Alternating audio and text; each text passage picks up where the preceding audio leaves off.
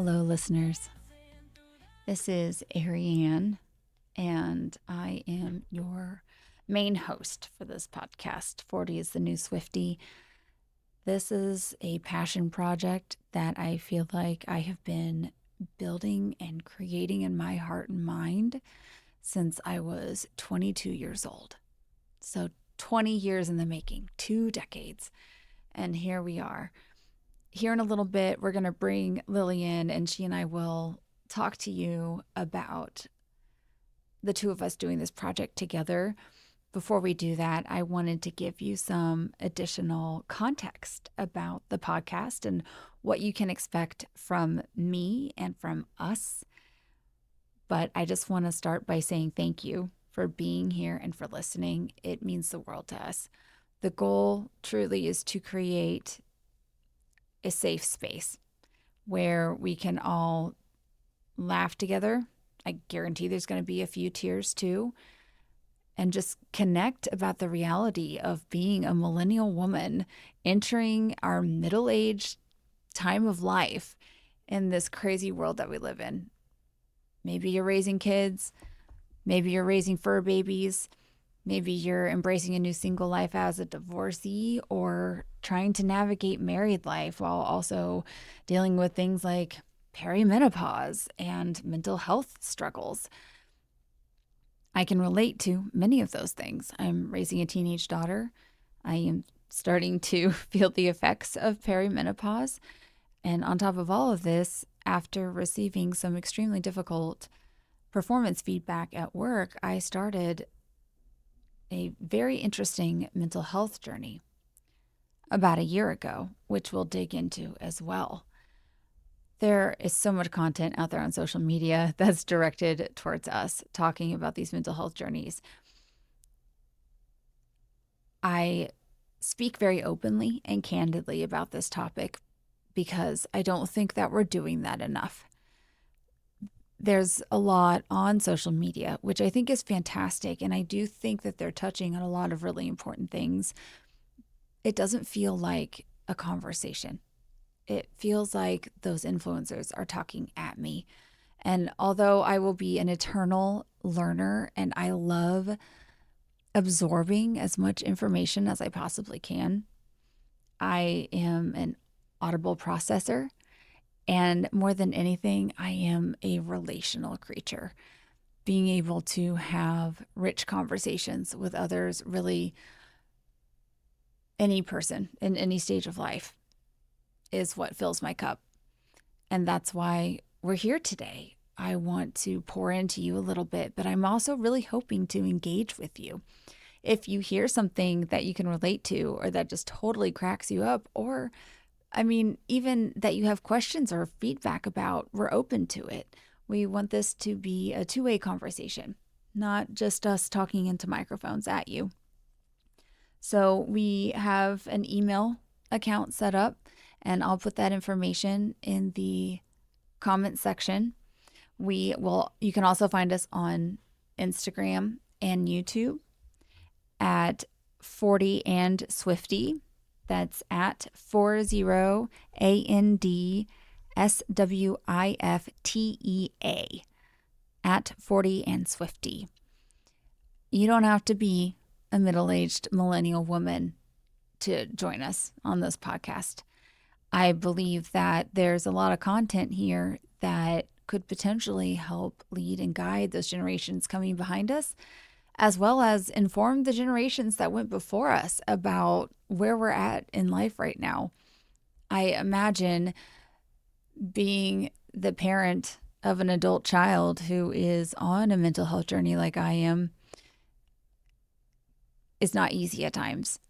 And it's certainly new territory for all of us. So this podcast is for millennial women, yes, but really it's for anyone who's looking for a space that is safe and vulnerable and willing to talk about all of the difficult and uncomfortable things that maybe others aren't. So thank you for joining us. Welcome to 40 is the New Swiftie. And now let's get into it with my Gen Z daughter, Lily. Hello. Hello. Welcome. Welcome, friends, to the 40 is the New Swiftie podcast. Mom, don't say friends. Oh, what should I say then? I don't know, fellow Swifties. Anything other than friends. You sound like a kindergarten teacher. Okay. Welcome, fellow Swifties and future Swifties, because we're hoping to convert a few with our podcast. Would you Yep. agree? Mm-hmm. Now, I like to categorize myself as a late bloomer Swiftie. I really started to get into Taylor Swift's music just a few months ago after I found out that my daughter, Lily, who's on with us today, say hi, Lily, Hi. was way more interested in her music than I had first realized. And of course, I found out she wanted to attend the Eras tour right about the time that there was absolutely no way on God's green earth I was going to be able to get a hold of tickets. And it's one of my greatest life regrets. Whoops. I guess it just wasn't meant to be. So, we're going to kick it off by talking a little bit about our journeys as Swifties and invite you to pop into the comments and do the same. And then we'll tell you a little bit more about the future of the podcast and what you can expect from future episodes. This is the origin story of the podcast. And Lily, do you know where I got my inspiration? Yes, you were reading the book that the Harvard guy wrote about Taylor Swift, and you That had like an epiphany moment that's on right. the beach. On the beach. And which beach were we at? Jacksonville Beach? That's right. Because we love Jacksonville. Shout out to Jacksonville Beach, Florida. Florida. The book I was reading on the Jacksonville beach is called There's Nothing Like This: The Strategic Genius of Taylor Swift, written by Kevin Evers, who is with Harvard Business Review Press. And we will link the book down in the comments. You can purchase it on Amazon. As we get a little bit further into the podcast, we also plan on doing a giveaway. We purchased 4 extra books, and we look forward to engaging with all of you listeners on social media for that giveaway here in the next few weeks. But what this book did for me was it opened my eyes to Taylor as a marketing genius. It helped me better understand her music and her lyrics and just her ability to tell stories in this incredibly relatable way. And there weren't artists out there doing that at the time, and definitely not for her age group. I was 22 when Debut came out. So Teardrops on My Guitar was on repeat on my Audacity or LimeWire, whatever the account was that I could get streaming music on my computer, my desktop computer in 2006.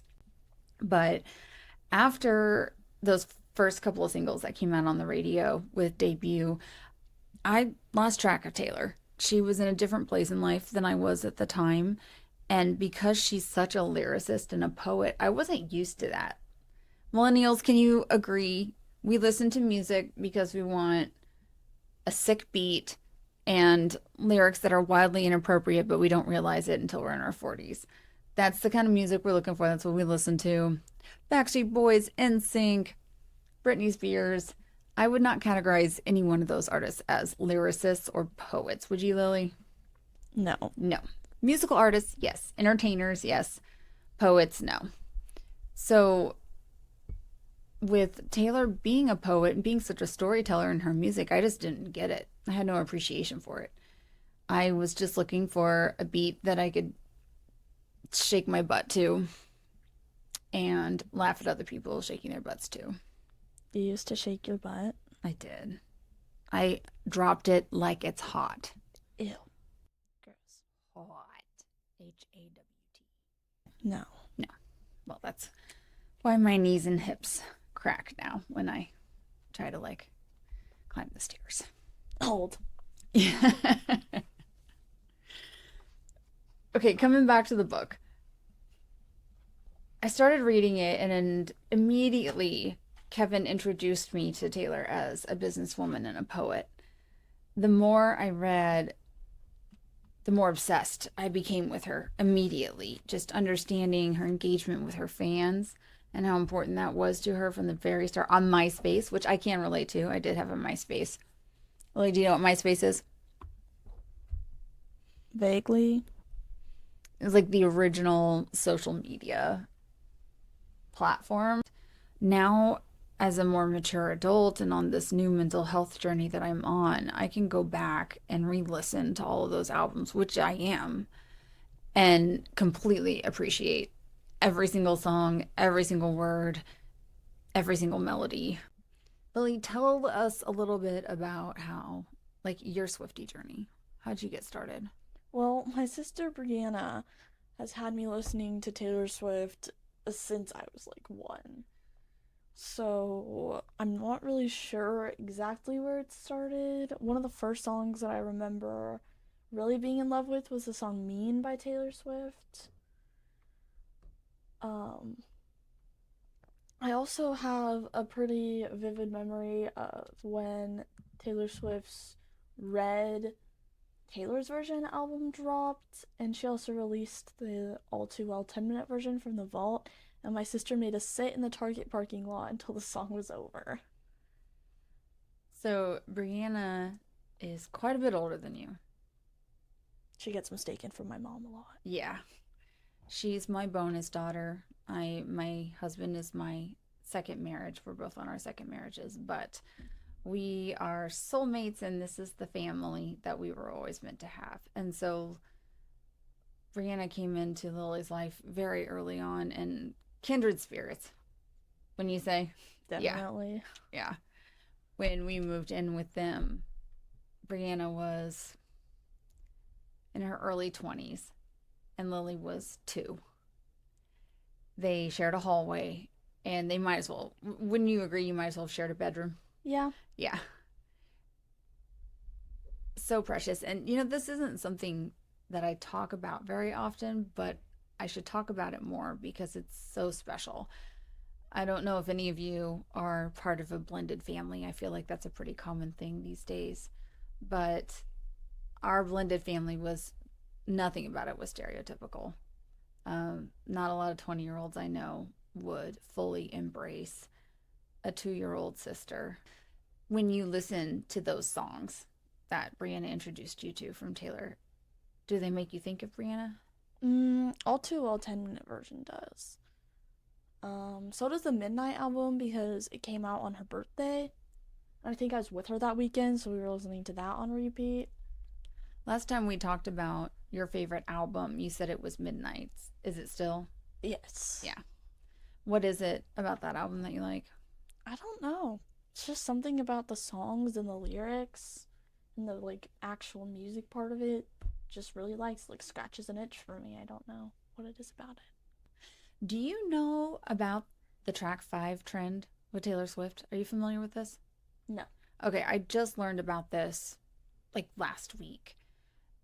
And the Swifties picked up on this before Taylor even did. She had a tendency to make track 5 her most kind of vulnerable song on the album. And so she had done this with her first couple of albums, and the fans started to pick up on it and pointed out to her, and she embraced it. So, do you know what track 5 is on Midnight? You're on your own, kid. Oh, that's such a good one. You're on your own, kid. As I am journeying into midlife, I'm 42. I'm a millennial. I was born in 1983, and couldn't help. Lily is hilarious. She's 14, Gen Z. Is making the exact same face at me right now that you can find on our cover art because it's her favorite thing to do, roll her eyes at me. I swear I can hear it happen even when I'm not looking at her. My eyes do not make a noise when they roll.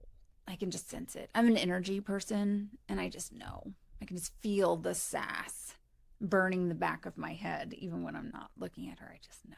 Good. Yeah.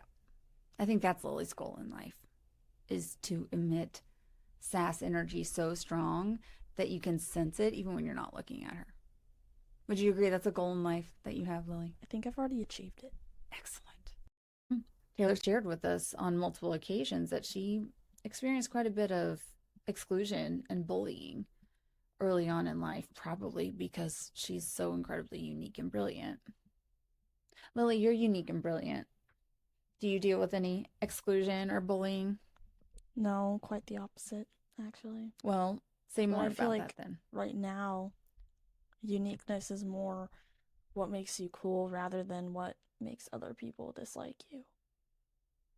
Which is amazing. And I love that for your generation. And I have to give credit to Gen Z for that and a little bit to us millennial parents because we're just trying to find our way through the mess of trauma and midlife and perimenopause to make a better life for the kids that we're bringing up in this terrifying world.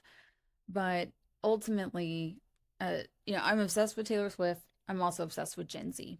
They are hands down my favorite generation. They're my favorite people to talk to hang out with, to work with. And it's because of this energy that Lily just described. It's all about celebrating your uniqueness instead of excluding people for it. And other things that I love about Gen Z, you want to know why? Oh my goodness, listeners. I'm pretty sure Lily's first word was why. I have never once ever a day in her life been able to use the response because I said so. If I don't have a logical, reasonable explanation for why I'm asking her to do something, Well, why were you asking me to do it if you didn't have a reason? Then you're just like wasting your breath, basically. well, sometimes it feels like wasting my breath trying to give you a logical explanation. Like, I just need you to trust that I have a reason for it and it's a good reason. Yeah, but then sometimes I think you just enjoy putting me through pain. That's so not fair and not true at all, listeners.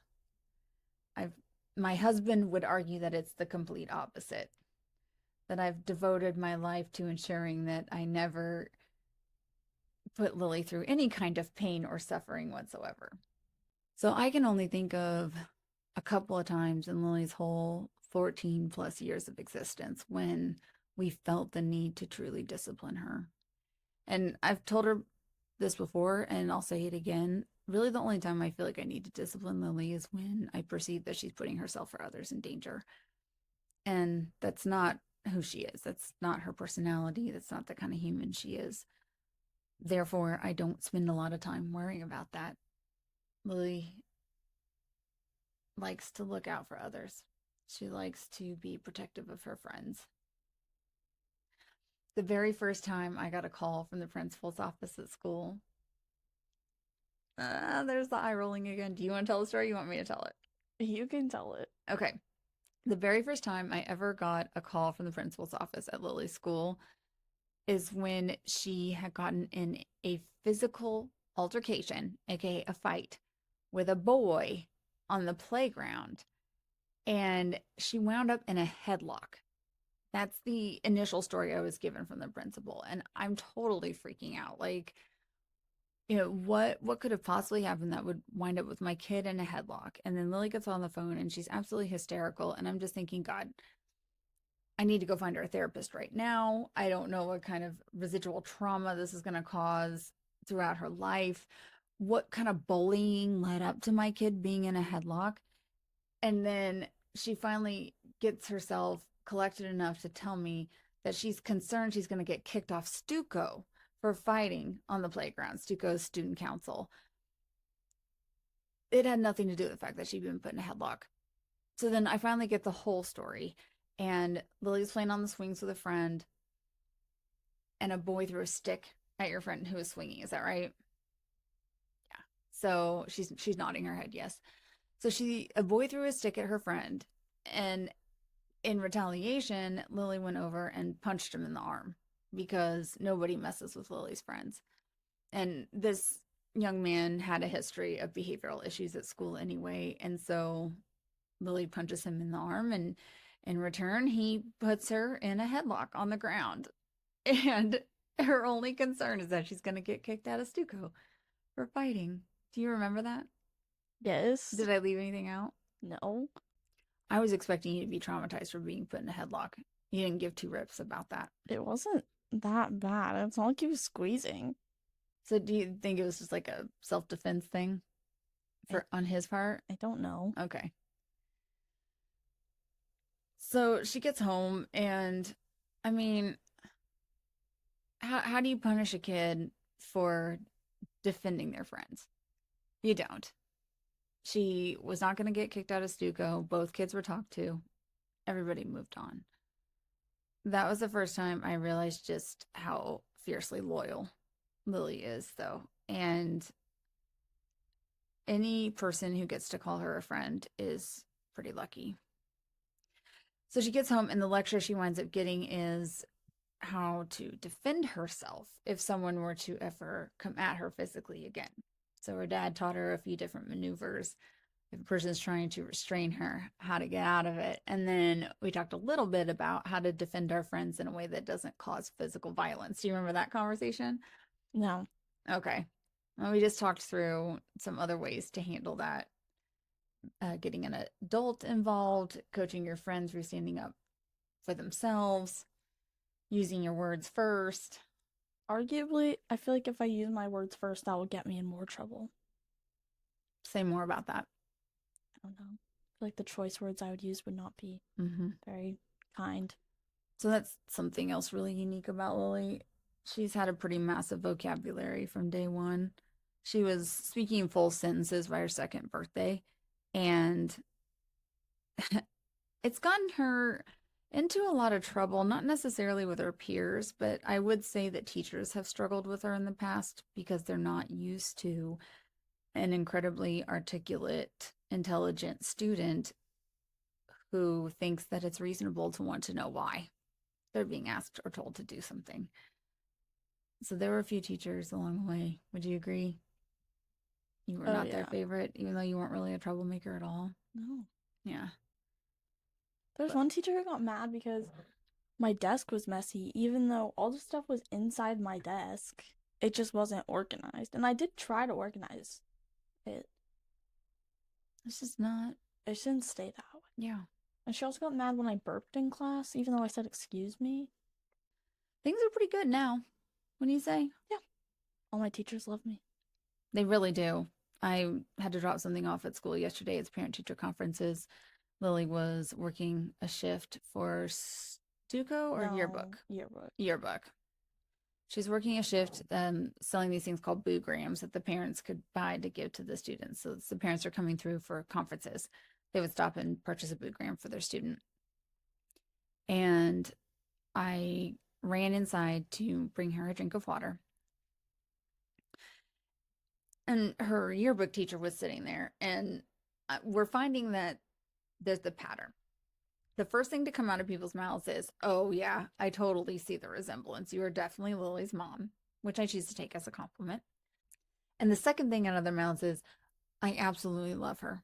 She's so amazing. And then they spend several seconds or sometimes minutes gushing about what an incredible kid she is. And I mean, a parent really can't ask for more. You make it pretty easy on us, kid. You know that? Yes. Yes. Okay. Would you say we're decent parents to you too? Yeah. You've got a fairly privileged life. You got any complaints? No. No complaints at all? Okay. Okay. Well, that's a little bit about me and Lily and our life together and our relationship and Gen Z. I mean, circling all the way back, Lily's the perfect example of why I love this generation. So there will be a segment in every episode of the podcast. And what are we calling it? Tea Tea with with Gen Gen Z. Z. So I will dig in to a topic more often than not. We'll probably start with a song from Taylor Swift. And of course, naturally, her new album, The Life of a Showgirl, just dropped. So that's the album that we're going to start with. And I'm really excited to dig into those songs with you because even though I have a massive appreciation for her entire history of music now, thanks to this book, this album in particular is very unique. She's a little bit older, a little bit more mature. She's in a different place in her life. She's happy. Her music is coming from a place, for the most part, of joy and contentment, which typically we're used to it coming from a place of angst. The Tortured Poets Department is a perfect example.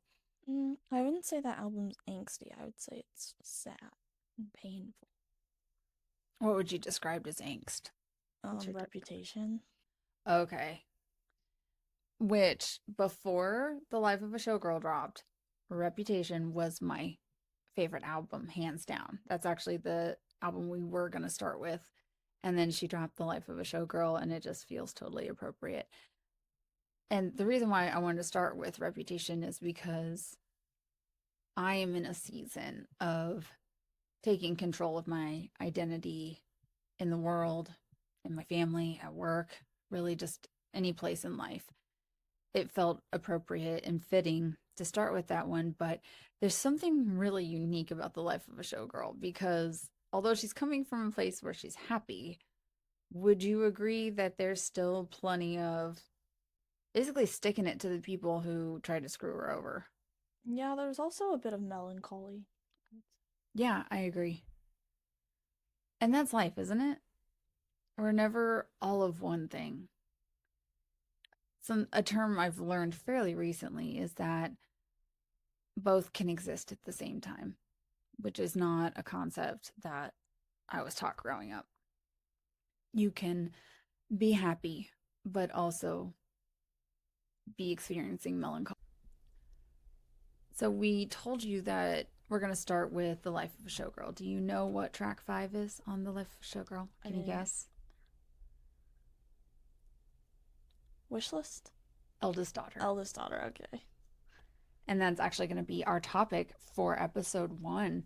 So I feel like that's a natural place to just wrap this up. Are there any last thoughts you'd like to share with our listeners before we do this thing? No. Okay. I'm just excited. I'm excited to be sharing this experience with Lily and with all of you.